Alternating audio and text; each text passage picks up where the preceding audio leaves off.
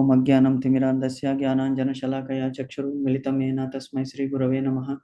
శ్రీ చైతన్య మనోభీష్టం స్థాపితం येन భూతలే స్వయం రూప కదా మह्यं దదాతి స్వపదాంతికం వందేహం శ్రీగురో శ్రీయుతపదకమలం శ్రీగురూన్ వైష్ణవాంచ చ శ్రీరూపం సాగ్రజాతం సహగణ రఘునాథాన్వితం తం సజీవం సాద్వైతం సావధూతం పరిజన సహితం కృష్ణ చైతన్య దేవం శ్రీ రాధాకృష్ణ పాదాన్న సహగణ లలిత శ్రీ విశాఖాన్వితాంశ నమో ఓం విష్ణుపాదాయ కృష్ణ ప్రేష్టాయ భూతలే శ్రీమతే భక్తి వేదాంత స్వామినీతి నామినే నమస్తే సరస్వతి దేవి గౌరవాణి ప్రచారిణి నిర్విశేష శూన్యవాది పాశ్చాత్య దేశతారిణి వాంఛాకల్పతరుభ్యశ్చ కృపా సింధుభ్య ఏవ చ పతితానాం పావనేభ్యో వైష్ణవేభ్యో నమో నమః. నమో మహావదాన్యాయ కృష్ణ ప్రేమ ప్రదాయతే కృష్ణాయ కృష్ణ చైతన్య నామ్నే గౌరత్విషే నమః. హే కృష్ణ కరుణా సింధో దీనబంధో జగత్పతే గోపేశ గోపికా కాంత రాధాకాంత నమోస్తుతే. తప్త కాంచన గౌరాంగి రాధే వృందావనేశ్వరి వృషభానుసుతే దేవి ప్రణమామి హరిప్రియ నీలాంచల నివాసాయ నిత్యాయ పరమాత్మనే బలభద్ర సుభద్రాయ జగన్నాథాయ తే నమః. జై శ్రీ కృష్ణ చైతన్య ప్రభు నిత్యానంద శ్రీ అద్వైత గదాధర్ శ్రీ వాసాది గౌర భక్త వృంద్. హరే కృష్ణ కృష్ణ కృష్ణ హరే హరే హరే రామ రామ రామ హరే హరే. హరే కృష్ణ కృష్ణ కృష్ణ హరే హరే హరే రామ రామ రామ హరే హరే. హరే కృష్ణ కృష్ణ కృష్ణ హరే హరే. ఏకం శాస్త్రం దేవకీ పుత్ర గీతం ఏకో దేవో దేవకీ పుత్ర ఏవ చ ఏకో మంత్రస్య తస్య నామాని యాని కర్మస్యేకం తస్య దేవస్య సేవ. హరే కృష్ణ కృష్ణ కృష్ణ హరే హరే హరే రామ రామ రామ హరే హరే. హరే కృష్ణ మాతాజీ. హరే కృష్ణ ప్రభుజీ. హరే కృష్ణ. సో మాతాజీ, నిన్న మనము వివర్ ఇన్ 29th శ్లోకం 28th అయిపోయినట్టుంది. 29th వచ్చాము. ఇవాళ 29th చదవాలి. సో 28th శ్లోకంలో ఏమన్నా డౌట్స్ ఉన్నాయా మాతాజీ? డిఫరెంట్ యజ్ఞాల గురించి డిస్కస్ చేశాము. జ్ఞాన యజ్ఞము, తపో యజ్ఞము, తర్వాత బ్రహ్మ యజ్ఞము, చాలా వరకు డిస్కస్ చేశాము. అంటే భగవంతుని చేరుకోవడానికి చాలా మంది చాలా విధాల యజ్ఞాలు చేస్తుంటారు, కఠిన వ్రతాలు చేస్తుంటారు, ద్రవ్య యజ్ఞం అని చేస్తుంటారు, అంటే డబ్బులు ఖర్చు పెడుతుంటారు, దానాల గురించి ధర్మసత్రాలు నెలకొల్పుతారు, అలాగే స్కూల్స్, హాస్పిటల్స్, అనాథాశ్రమాలు ఇవన్నీ కూడా ప్రజల సౌకర్యార్థము ధనవంతులు, రాజులు వీళ్ళందరూ ఖర్చు పెడుతుంటారు అనమాట. ఎందుకంటే వాళ్ళు ఇది ఒక రకమైనటువంటి సేవ, అది కూడా ఒక యజ్ఞము అనేటువంటిది డిస్కస్ చేశాము. అలాగే ఏకాదశి వ్రతము, ఇవాళ ఏకాదశి మోహిని ఏకాదశి మనలో చాలా మంది చేస్తుంటారు. ఒక పూట భోజనము, అసలు భోజనమే లేకుండా ఉండడము, అసలు నిర్జలమైనటువంటి ఏకాదశి కూడా కొంతమంది చేస్తుంటారు. భగవంతుడు ప్రీతి చెందని అంటే ఉపవాసము, వాసం అంటే ఉండడము, అంటే దగ్గర, ఎలాగా భగవంతుడి దగ్గర అంటే రోజు మిగతా పనులన్నీ కూడా, వంట పనులు, తిండి పనులు అన్నీ మానేసి భగవంతుని దగ్గర కేవలము భగవంతుని స్మరించుకుంటూ, భగవంతుని నామము, రూపము, గుణము, లీల ఇవి డిస్కస్ చేసుకుంటూ మనలో మనం భగవంతుని దగ్గరికే ఉండడం. అంటే ఒకరోజు అంటే వంట మనం ఒకరోజు ఆపామంటే ఎంతో టైం మనకి దొరుకుతుంది. వంట, భోజనము ఇది మానేసామనుకోండి, at least 1 day in 15 days, once in 15 days, అలాగే once in twice in a month, yearly 24 days. ఇది అన్ని వ్రతాల్లోకి శ్రేష్టమైనటువంటి వ్రతము, అతి సులభము. అది మనం ఒక్కసారి అలవాటు పరుచుకుంటే చాలా ముక్తికి సోపానము. హెల్త్ వైజ్ కూడా ఇది చాలా మంచిది. సో దట్ ఎక్స్ట్రా ఫ్యాట్ ఉన్నది బాడీలో కరిగిపోతుంది. సో దట్ మనకి చాకచక్యత, శరీరంలో ఎక్కువ బలము, తర్వాత ఉత్సాహము కూడా మనకి కలుగుతుంది అని చెప్తారు. అలాగే చాంద్రాయణ వ్రతం మనం గురించి చెప్పుకున్నాము. పాడ్యమి నుంచి పౌర్ణమి వరకు కొద్దిగా తిండి పెంచుకుంటూ పోవడము, తినడము, అలాగే మళ్ళీ రివర్స్లో తగ్గించుకుంటూ పోవడము.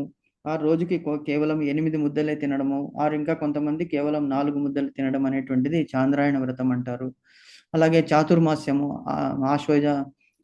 ఆషాఢ శుద్ధ ఏకాదశి నుంచి కార్తీక శుద్ధ ఏకాదశి వరకు మనము 4 నెలలు కొన్ని ఆహార పదార్థాలన్నిటినీ మానివేయడము, కేవలము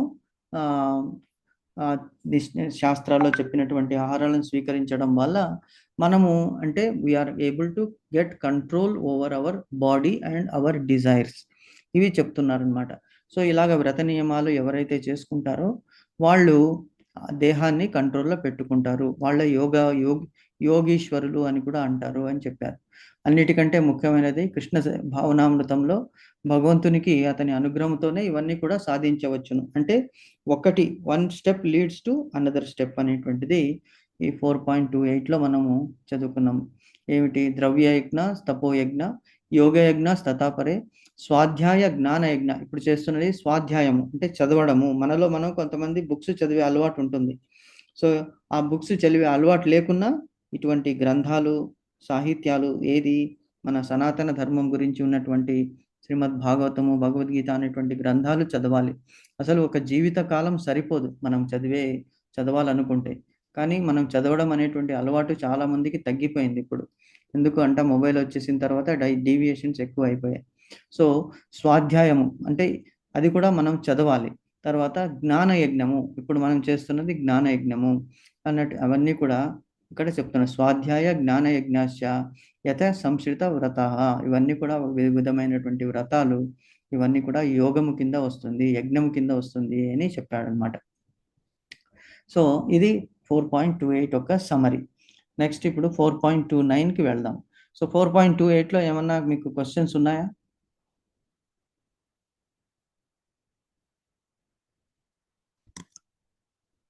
Hare Krishna.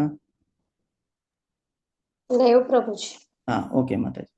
So will go to 4.29 now. Okay.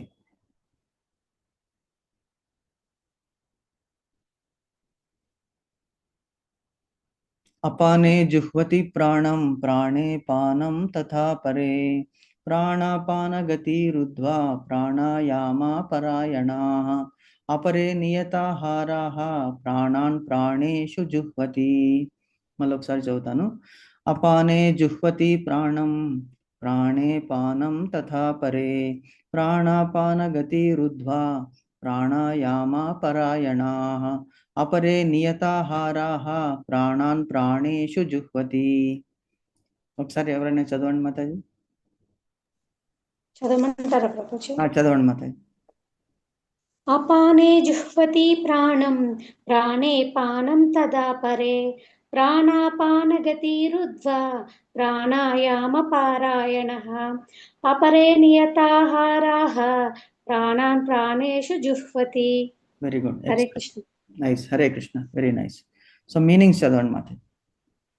అపానే అధోముఖంగా వర్తించే వాయువులో, జుహ్వతి అర్పిస్తారు, ప్రాణం బాహ్యంగా పోయే వాయువు, ప్రాణే బాహ్యంగా పోయే వాయువులో, అపానం అధోముఖంగా పోయే వాయువును, తథా అట్లే, అపరే ఇంకొందరు, ప్రాణ బాహ్యంగా పోయే వాయువును, అపాన అధోముఖంగా పోయే వాయువు, గతి గమనాన్ని, రుద్ధ్వా నిరోధించి, ప్రాణాయామ శ్వాసను నిరోధించడం ద్వారా కలిగే సమాధి పట్ల, పారాయణ మొగ్గి చూపి, అపరే ఇతరులు, నియంత్రించి,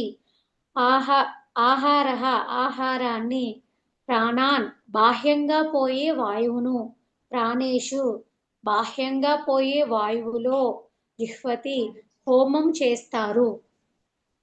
సమాధిలో నిలవడానికి ప్రాణాయామ పద్ధతి పట్ల మొగ్గు చూపే ఇంకా కొందరు ప్రాణవాయువుని అపానవాయువును ప్రాణవాయువులో అర్పించడాన్ని సాధన చేసి, ఆ విధంగా చివరకు పూర్తిగా శ్వాసను ఆపి సమాధిలో నెలకొంటారు.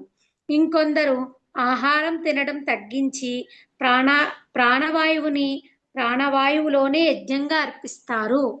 హరే కృష్ణ. హరే కృష్ణ. హరే కృష్ణ మాతాజీ. సో ఇక్కడ ఇంతకు ముందు ఏం చెప్పారు? యజ్ఞాల గురించి చెప్పారు. డిఫరెంట్ టైప్స్ ఆఫ్ యజ్ఞాలు. యజ్ఞాలు అంటే తపస్సు యజ్ఞము అంతా ఒకటే. సో ఇక్కడ అది కాకుండా అంటే ఈ ద్రవ్య యజ్ఞము, జ్ఞాన యజ్ఞము, తపో యజ్ఞము ఇవే కాకుండా, స్వాధ్యాయ యజ్ఞము ఇవి కాకుండా ఇంకా చాలా మంది వేరే దారులు ఎంచుకుంటారు భగవంతుని చేరుకోవడానికి. ఎలాగా అంటే మనకి శ్రీమద్ భాగవతంలో చూసాం మనం. అక్కడ మన శమీక ఋషి ఫస్ట్ మన ఎవరైనా అభిమన్యుని కుమారుడు పరీక్షిత్ మహారాజు ఆకలి దప్పులతో ఒక ఆశ్రమానికి వస్తాడు. అంటే సైనికులందరూ ఎక్కడెక్కడో చల్లా చెదురైపోతే ఆయనకి ఆకలి, దప్పిక రెండూ కలిగినప్పుడు ఒక ఆశ్రమం కనిపిస్తే అక్కడికి వచ్చినప్పుడు అక్కడ ఒక ఋషి సమాధి స్థితిలో ఉంటాడు. సమాధి స్థితి అంటే ఏమిటంటే భగవంతుణ్ణి తన హృదయంలో చూస్తూ బాహ్య ప్రపంచాన్ని మర్చిపోతాడనమాట. ఏమీ అతనికి వినిపించదు, కనిపించదు, అసలు ఏమి థాట్ కూడా రాదు. ఇది చాలా చాలా కష్టం. దీన్నే ఇప్పుడు మన వాళ్ళు కొంత మెడిటేషన్ అనే పేరుతో పిలుస్తున్నారు. మెడిటేషను, శ్వాస మీద ధ్యాస అని అంటున్నారు, ప్రాణాయామము ఇవన్నీ కూడా. అంటే మనము పీల్చుకునేటువంటి ఊపిరి, విడిచేటువంటి ఊపిరి, తర్వాత ఈ రెండిటి మధ్య కుంభకము అని ఒకటి ఉంటుందన్నమాట. సో ఇది కూడా ఇక్కడ చెప్తున్నారు. సో అది జస్ట్ డిస్కస్ చేద్దాం నెక్స్ట్. సో ఈయన ఏం చేశాడు, శమీక ఋషి అంటే సమాధి స్థితిలో భగవంతుని పైన ధ్యానం చేస్తున్నాడు. భగవంతున్నే తన అంతరంగంలో చూస్తున్నాడు. కాబట్టి పరీక్షిత్ మహారాజు వచ్చినది, అతను నీళ్లు కావాలి, ఆకలి అవుతుందని అడిగినది ఏమీ అతనికి వినిపించలేదు. Because totally shut down. అంటే అన్ని సెన్సెస్ని, అంటే అన్ని కర్మేంద్రియాలని, జ్ఞానేంద్రియాలని కూడా తన లోపలికి తీసేసుకున్నాడు ఆయన. కాబట్టి ఏమీ వినిపించడం లేదు, కనిపించడం లేదు, అసలు బయట ప్రపంచం పట్ల అవగాహన లేదు. అటువంటి సమయంలో ఆయన అడిగింది ఉన్నట్టు అతనికి అనిపించింది. పరీక్షిత్ మహారాజ్, ఇంత గట్టిగా అడుగుతున్నాను, ఇతను నిజంగా నన్ను వినడం లేదా, అసలు నటిస్తున్నాడా అనేటువంటి డౌట్ వచ్చి అతనికి కోపం వచ్చింది. చచ్చి పడి ఉన్నటువంటి పాముని అతని మెడలో వేసేశాడు. అయినప్పటికీ అతను మేల్కొనలేదు. ఇది ఒక టైప్ ఆఫ్ స్థితి అన్నమాట, సమాధి స్థితి. అలాగే ధ్రువ చక్రవర్తి, ధ్రువ బాలుడు, 5 సంవత్సరాల బాలుడు అరణ్యానికి వెళ్ళి తపస్సు చేసుకుంటున్నాడు. అతను తన హృదయంలో భగవంతుని రూపాన్ని చూస్తున్నాడు. ఫస్ట్ నెలలో కేవలము ఒక్క పూట భోజనము, తర్వాత ఆకులు అలములు తినబడు 2వ నెలలో, 3వ నెలలో అది కూడా మానేసి కేవలము నీరు, 4వ నెలలో అది కూడా మానేసి గాలి, 5వ నెలలో అసలు ఏమీ తీసుకోకుండా స్తంభించి పారేశాడు తన ఊపిరిని. అప్పుడు ముల్లోకాలు వేడితో అల్లాడిపోయింటే అప్పుడు భగవంతుడు అతనికి వచ్చి దర్శనమిచ్చాడు. అంటే వీళ్ళందరూ యోగులు. చాలామంది యోగ స్థితిలో ఇలాంటి ఉన్నతమైనటువంటి సాధన ద్వారా భగవంతుని ప్రసన్నం చేసుకోవడానికి ప్రయత్నిస్తుంటారన్నమాట. సో ఇక్కడ అదే చెప్తున్నాడు. ప్రాణాయామము అంటే ఏమిటి అంటే, కొంతమంది చెప్తున్నారు అపానే జుహ్వతి ప్రాణం ప్రాణే పానం తథా పరే, ప్రాణాపానగతి రుద్ధ్వా ప్రాణాయామ పరాయణ, అపరే నిహతాహార ప్రాణాన్ ప్రాణేషు జుహ్వతి. ప్రాణాయామం అంటే మనకి మామూలుగా మనం చేస్తుంటాం, యోగా చేసే వాళ్ళందరికీ గుర్తే ఉంటుంది ఇది. సో ఇందులో 3 స్టేజెస్ ఉన్నాయి. ఒకటి, చాలా టైప్స్ ఆఫ్ ప్రాణాయామం ఉన్నాయి. అందులో చెప్పేది 3 మెయిన్ ఏమిటంటే, పూరకము అంటే మనం గాలిని పీల్చుకుంటాము. ఒక చేతితో, ఒక వేలితో ఒక సైడ్ ముక్కుని మనం మూసి, ఒక సైడ్ రైట్ మూకులో నుంచి గాలిని తీసుకోవడాన్ని పూరకము అంటారు. అంటే వీఆర్ ఇన్హేలింగ్. అదే ఉచ్ఛ్వాస అంటే తీసుకోవడం, గాలి తీసుకోవడం. తీసుకున్న గాలిని మళ్ళీ వదిలివేయడం ఏమంటారు, రేచకము. పూరకము, రేచకము. పూరకం అంటే తీసుకోవడము, రేచకం అంటే వదిలిపెట్టడం. ఈ రెండిటి మధ్యలో ఇంకొకటి ఉంది స్టెప్. అది ఏమిటంటే, మనకి ఈ ముక్కన్ను అంటారు కదా, 3వ కన్ను బ్రుకుటి మధ్యలో ఉంటుంది, రెండు కనుబొమ్మల మధ్యలో ఉంటుంది. అక్కడ ఆ ఊపిరిని పీల్చిన ఊపిరిని అక్కడ తీసుకెళ్ళి స్తంభింప చేస్తారు. అంటే బంధింప చేస్తారనమాట వాయువుని. సో దీనివల్ల ఏమంటే ఆయుష్ పెరుగుతుంది అని చెప్తారనమాట. మన ఆయుష్ ఎలాగ చేయాలి అంటే, సపోజ్ మనము 4 సెకండ్స్ పీల్చామనుకోండి, 4 సెకండ్స్ ఊపిరి తీసుకున్నప్పుడు కుంభకములో కనీసం డబుల్ 8 సెకండ్స్ మనము పెట్టుకోవాలి, ఆ ఊపిరిని నిల్చుకోవాలి. ఫర్ ఎగ్జాంపుల్ ఊపిరి తీసుకున్నాము, యూ హ్యావ్ టు కౌంట్ 1 2 3 4. ఆ 4 కౌంట్ వేసేంత వరకు ఊపిరి పీలుస్తాము. తర్వాత ఏం చేస్తాము, ఆ ముక్కును కూడా బంధించేస్తాము. ఒక వేలుతో ఒక నాస్ట్రిల్, ఇంకొక వేలుతో ఇంకొక నాస్ట్రిల్, 2 మూసేసి అక్కడ ఊపిరిని బిగపట్టేస్తాము. దాన్ని కుంభకము అంటారు. అప్పుడు మళ్ళీ కౌంట్ చేస్తాం, 1 2 3 4 5 6 7 8. మళ్ళీ మెల్లిగా ఇంకొక నాస్ట్రిల్ నుంచి వదులుతాము. అది ఎలాగా అంటే 12, 1 to 12 కౌంట్ చేయాలి. 1 2 3 అలాగా 12 వరకు. సో దీనివల్ల ఏమవుతుంది అంటే, మనం పీల్చేటువంటి గాలి మీద మనము కొంత నియంత్రణ చేసుకుంటున్నాము. దీనివల్ల ఏమవుతుంది అంటే, మన ఆయుష్ పెరుగుతుంది. ఎంత మనం ఊపిరి బిగబట్టి అందులో ఓర్చుకుంటే దట్ మీన్స్ వీఆర్ కంట్రోలింగ్. మన దేహంలో ఒక మనిషి జీవితకాలంలో ఎన్నిసార్లు ఊపిరి తీసుకుని వెళ్ళడం అనేటువంటిది డిసైడ్ అయిపోయి ఉంటుంది. కానీ మనం ఏం చేస్తున్నాము, దీనివల్ల మనము ఆ గాలి తీసుకొని వదలడం అనేటువంటి దాన్ని కొద్దిగా కంట్రోల్ చేసుకుంటే అప్పుడు ఏమవుతుంది, మనము we're trying to enhance prolong our life అని చెప్తున్నాడు అక్కడ. ప్రాణాయామ పద్ధతి ద్వారా సమాధిలో నిలువగోరు కొందరు ప్రాణవాయువును అపాన వాయువు, అంటే ఉచ్ఛ్వాస అనేటువంటిది ప్రాణవాయువు, నిశ్వాస అనేటువంటిది అపాన వాయువు. అపాన వాయువు ప్రాణవాయువు రెండింటిని ఏం చేస్తున్నారు, ఒక దాంట్లో ఒకటి మిక్స్ చేసేస్తున్నాం ఇక్కడ. ఎలాగా అంటే ఇప్పుడు పీల్చుకున్న వెంటనే వదిలేయాలి కదా, వదిలేయట్లేదు.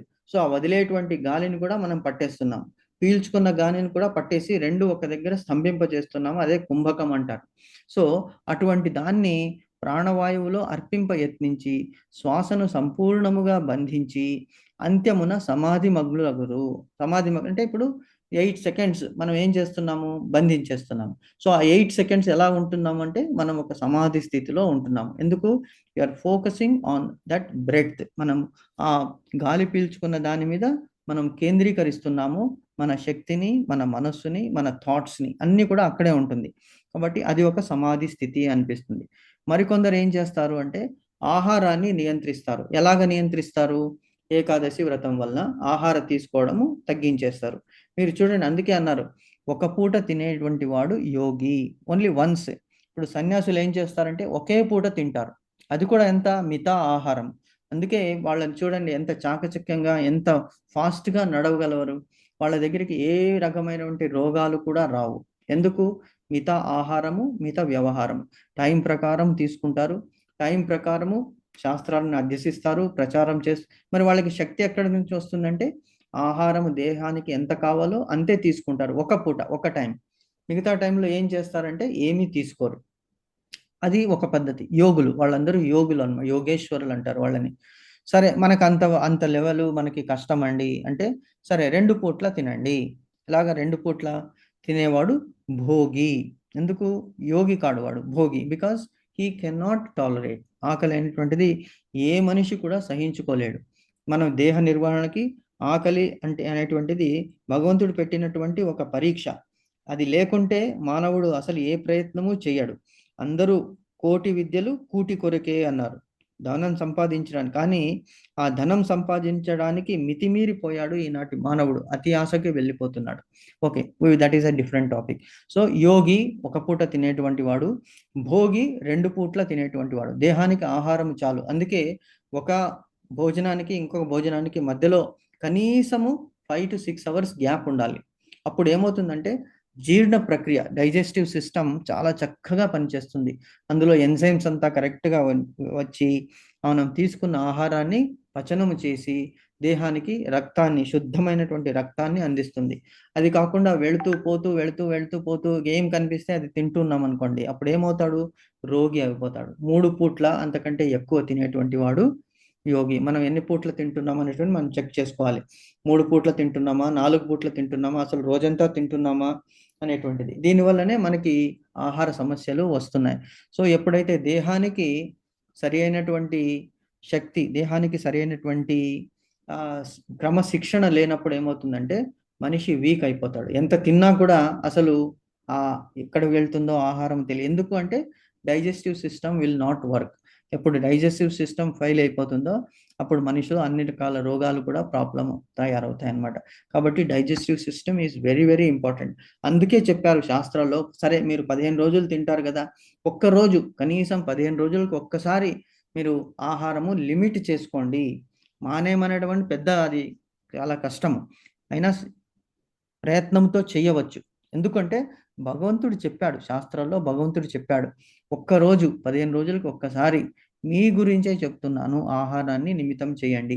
సో ఇలాగా కొంతమంది ఏం చేస్తారంటే ఆహారమును నియంత్రించి ప్రాణవాయువును ప్రాణవాయువులోనే యజ్ఞముగా అర్పించుదురు. Not only limiting the food, ప్రాణవాయువుని ఏం చేస్తారు, మళ్ళీ ప్రాణవాయువులోనే యజ్ఞముగా అర్పించేస్తారు అనమాట, తీసుకుంటారు. సో దాన్ని ఆ ప్రాణవాయువునే యజ్ఞముగా, అంటే ఇది అపాన వాయువులో కలిపేస్తారు. కలిపేసి రెండిటిని కూడా యజ్ఞంగా సమర్పిస్తారు. అంటే ఓన్లీ తీసుకోవడం. అది కూడా కొంతమంది యోగులకి సాధ్యం. అందరికీ చేయలేము. అందరినీ చేయమని కూడా చెప్పడం లేదు. So it should be done under strict guidance. ఒక యోగ గురు ద్వారానే మనం అది చేసుకోగలము. ఇప్పుడు చూస్తున్నాం ఎంతో మందిది. కొంతమంది ఒక ముక్కులో నుంచి నీళ్లు వేసుకుంటారు ఒక సైడు, ఇంకొక ముక్కులో నుంచి నీళ్లు బయటికి వదులుతారు. అలాగే ఒక ముక్కులో నుంచి తాడు వేసుకుంటారు, ఇంకో ముక్కులో నుంచి తీస్తారు. ఇవన్నీ కూడా పాసిబిలిటీస్. ఎప్పుడు మనుషులు కరెక్ట్గా వాళ్ళకి ట్రైనింగ్ అనేటువంటిది దొరుకుతుందో అప్పుడు చేసుకోగలం. లేకపోతే ఇది చెయ్యలేము అని. కాబట్టి అందరూ ప్రయత్నించకూడదు. కనీసం మనం ప్రాణాయామము బయట పొద్దున్న మంచి ఉదయాన్నే ఎర్లీ మార్నింగ్ బిఫోర్ 6 మనం ప్రాణాయామం అనేటువంటిది చేసుకుంటే మనకి దేహము ఆరోగ్యంగా ఉంటుంది. బయట చేసుకోవాలి. రూమ్లో ఏసీ వేసుకుని కూర్చొని, అఫ్కోర్స్ సమ్మర్ అనుకోండి, ఇప్పుడు సమ్మర్లో కష్టము. అయినప్పటికీ ఉదయం 5:30, 6 గంటలకి ప్రశాంతంగానే ఉంటుంది బయట. పైన వెళ్ళి కూర్చున్నప్పుడు మనకి టెర్రస్ మీద కానీ బయట లోగిల్లో కూర్చుంటే కొద్దిగా చల్లదనం అనేటువంటిది ఉంటుంది. సో ఆ ప్రాణాయామం చేసుకుంటే మనల్ని మనం కంట్రోల్లో, మన శ్వాసని మనం ఎప్పుడైతే కంట్రోల్లో పెట్టుకుంటామో అది కూడా హెల్త్ వైజ్ ఇట్ ఈస్ మంచిది అని చెప్తున్నారు. సో ఇవన్నీ కూడా దేని గురించి చేస్తున్నారయ్యా, ఈ ప్రాణాయామం ఎందుకు చేస్తున్నారు, దీనివల్ల లాభం ఏమిటి అనేటువంటిది భగవంతుడు చెప్తున్నాడు. నెక్స్ట్, ఈ ప్రాణాయామ పద్ధతి ద్వారా మనుషులు లాంగెవిటీ, వాళ్ళ జీవిత కాలాన్ని పొడిగించుకోగలరు. యోగులు సిద్ధులు అలాగే చేస్తున్నారు. వాళ్ళకి ఎందుకు పొడిగించుకోవాలి? మళ్ళీ మళ్ళీ ఈ జీవితం అనేటువంటిది రాదు. మానవ జన్మ అతి దుర్లభము. భగవంతుడు ఇచ్చినటువంటి ఒకే ఒక్క వరము మానవ జన్మ. మానవ జన్మ ఇచ్చిన భగవంతునికి మనం కృతజ్ఞత తెలుపుకోవాలి, సాధన చేసుకోవాలి. మన నిజమైనటువంటి ఇల్లు గోలోక ధామానికి, మోక్షము అదే వెళ్ళాలి అని అనుకుంటే ఈ మానవ దేహం ఒక్కటే. సరిగ్గా దీన్ని కాపాడుకుని, దేహం అనేటువంటి ఈ రథాన్ని కరెక్ట్గా మనం కాపాడుకుంటే మనం తప్పకుండా సాధన చేసి భగవద్ధామానికి చేరుకోగలము అనేటువంటిది. అందువల్లనే వాళ్ళు లాంగెవిటీ, అంత ప్రాణాయామం గురించి అంత తపస్సు చేస్తుంటారు, ధ్యానం చేస్తుంటారు. ఏది కూడా అసలు పట్టించుకోరు అనమాట సన్యాసులు, యోగులు. అందుకే వాళ్ళు అంతటి మహనీయులు అయ్యారన్నమాట. Okay, next we will read భాష్యం చదువుతాం. సో ఇంతవరకు డిస్కస్ చేసిన దాంట్లో ఏమన్నా క్వశ్చన్ ఉందా మాతాజీ? వాట్ ఈస్ ప్రాణాయామము, వాట్ ఈస్ ఏంటి పూరకము, కుంభకము, రేచకము. పూరకం అంటే ఊపిరి తీసుకోవడము, కుంభకం అంటే ఆపడము, రేచకం అంటే వదలడము. 4, 8, 12 that is the sequence. If you inhale for 10 seconds, you should hold it for 20 seconds and you should leave it for how many? 30 seconds. Okay, 10, 20, 30, 4, 8, 12 అలాగన్నమాట. Okay, చదవండి మాతాజీ భాష్యం. హరే కృష్ణ ప్రభుజీ. హరే కృష్ణ. చదవమంటారా ప్రభుజీ? చదవండి మాతాజీ, చదవండి.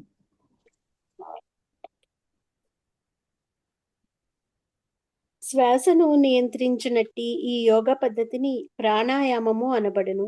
ఈ యోగ పద్ధతి వివిధములైన ఆసనముల ద్వారా హఠయోగ పద్ధతి నందు ప్రారంభ దశలో అభ్యసింపబడును. ఇంద్రియ నిగ్రహము కొరకు మరియు ఆధ్యాత్మిక అనుభూతి నందు పురోగతి సాధించు కొరకు ఈ పద్ధతులన్నీ ఉద్దేశింపబడినవి. ఈ అభ్యాసమున దేహమందలి వాయు చలన మార్గములను నియంత్రించి వాటిని వాటి విరుద్ధ దశలో ప్రసరింపచేయుటయే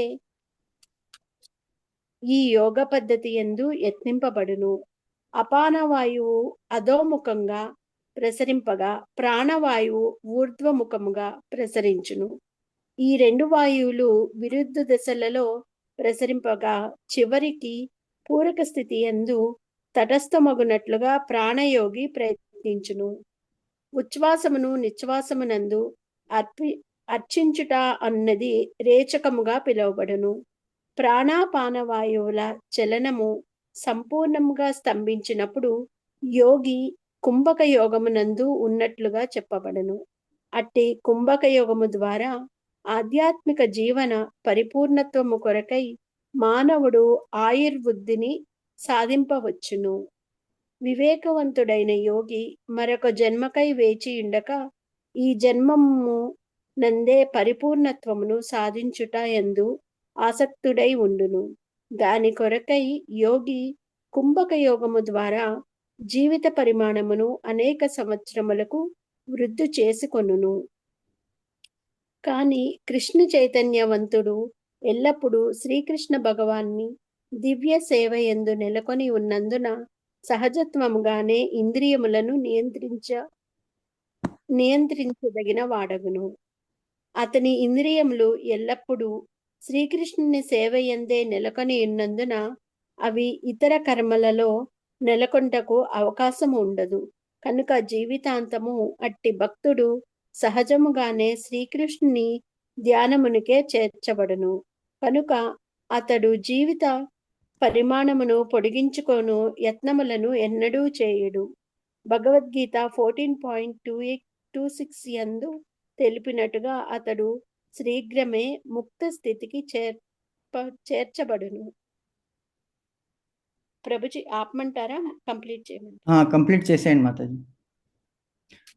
ఇది శ్లోకం చదువుతాను. మాం చ యో వ్యభిచారేణ భక్తి యోగేన సేవతే నగుణ్యామతీత్యైతాన్ బ్రహ్మ భూయాయ కల్పతే. మళ్ళొకసారి చదువుతాను. మాం చ యో వ్యభిచారేణ భక్తి యోగేన సేవతే నగుణాన్ అతీత్యైతాన్ బ్రహ్మ భూయాయ కల్పతే. మాం చ యోగ వ్యభిచారిణే భక్తి యోగనే సేవతే నా గుణానమతీత్యాన్ బ్రహ్మ భూయాయ కల్పతే.